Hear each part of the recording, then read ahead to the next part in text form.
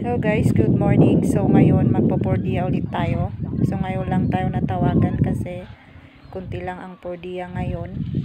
Kasi syempre summer, walang tubig, problema. Pero papasalamat ako at Basta may sa tinawagan yung asawa ko kagabi. So kailangan daw nila ng magbabawas ng carrot. So ayan yung ginagawa namin.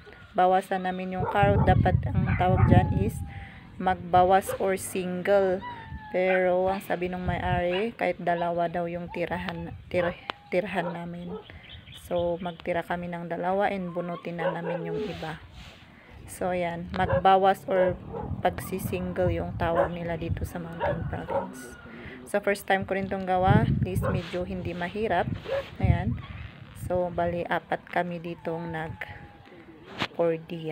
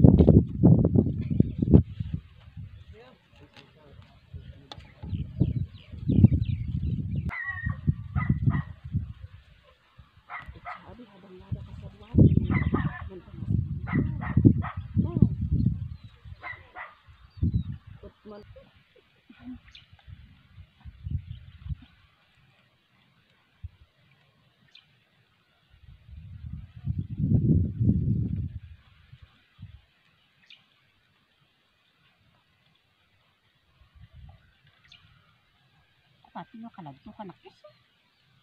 Sabi kontrata yan kayo. Kaat na yung number ay tinawagak, gana tinawagak kan ay sa inyo ka. Sipay kaali mo ani okay. So 10:36 na yung oras, so magme-merienda mo.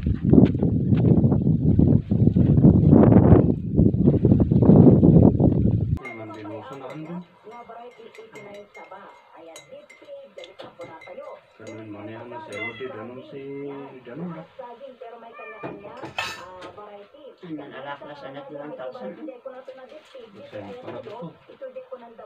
Nabayaran kay din na kanya. May anen.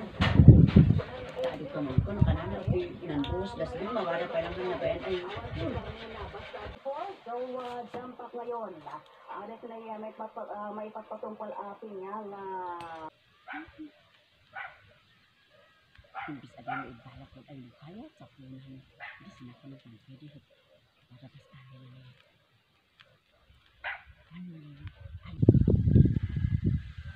Sa oras nga na ito is medyo sobra na yung init niya.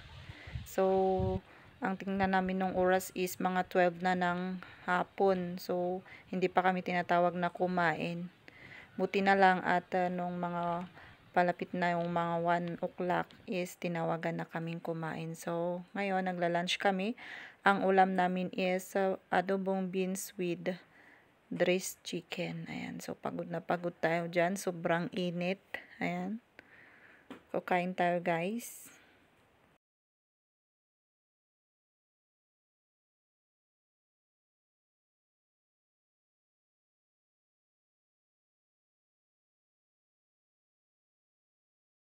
Ito nga pala yung may-ari, yung lalaki. Ayan. Yan po yung lagi naming pinupuntahan nung summer din last year. Nagpo-4Dyahan. So single pa po yan. So under siya ng mga baak. Kaya kung sinong may gusto, available single, dyan, PM nyo lang siya. Or PM nyo ako. Ayan. So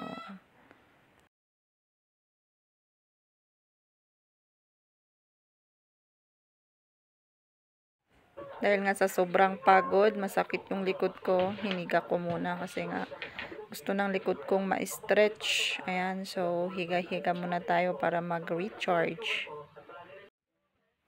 So after 1 hour namin kumain, nagpahinga. Ayan, tinuloy na ulit namin yung pagbabawas or pagsisingle. Ayan, so mga 2:00 na yan po yan ng hapon. So sobrang init na, pero tinitiis pa rin namin para at least meron tayong mapupurdiyahan ngayon at maidagdag sa ating gastusin araw-araw.